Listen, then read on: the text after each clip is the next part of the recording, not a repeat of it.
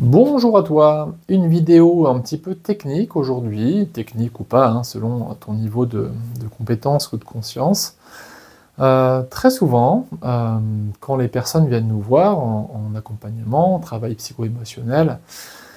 en général, c'est pas forcément l'adulte, ce que moi j'appelle avec l'IFS le self, qui prend rendez-vous. C'est pas tant un lieu qui vient juste, voilà, qui est curieux d'explorer, de connaître, de comprendre ce qui se passe et de venir détendre ce qui se passe. C'est souvent plutôt ce qu'on appelle en IFS une partie de la personne qui a un projet, qui veut rapidement que ça aille bien, qui veut enlever le symptôme et qui veut, voilà, qui veut de l'efficacité, qui veut du rendement, voire de la rentabilité, entre guillemets, en tout cas qui veut que ça marche et que ça marche vite. Et de ce fait, quand c'est une partie de la personne et pas son endroit de présence et de curiosité qui prend rendez-vous, ça me paraît très important que l'accompagnant, le thérapeute, moi je forme ça avec des CMO, ne rentre pas de but en blanc dans l'élan de cette partie. Sinon, qu'est-ce qui se passe? Eh bien, on polarise, on tiraille entre d'un côté la part de la personne qui veut que ça aille vite, et de l'autre le problème qui lui a besoin d'espace, de respiration, de curiosité et de compassion pour pouvoir se montrer. Et de fait, moi je trouve très important en tant qu'accompagnant de venir sonder en toi, venir sonder en soi, un endroit de présence pour ne pas rentrer dans le jeu de cette partie de la personne qui est impatiente ou qui est en colère contre le problème, mais plutôt de venir voir tout son système intérieur et de prendre d'ailleurs cette partie qui est impatiente ou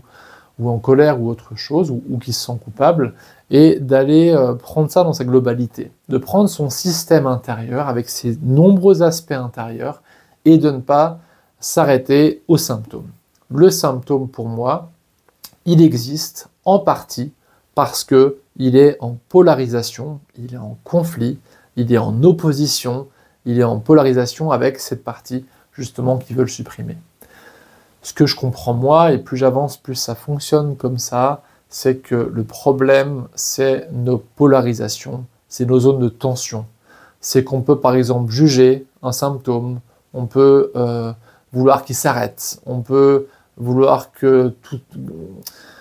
vouloir amnésier ça, on peut vouloir éteindre, mais l'espace vraiment qui guérit, qui répare, c'est l'espace du cœur, c'est ce que Schwartz en IFS appelle l'espace du self, et c'est un lieu qui est curieux, compassionnel, et c'est pas un lieu de tension.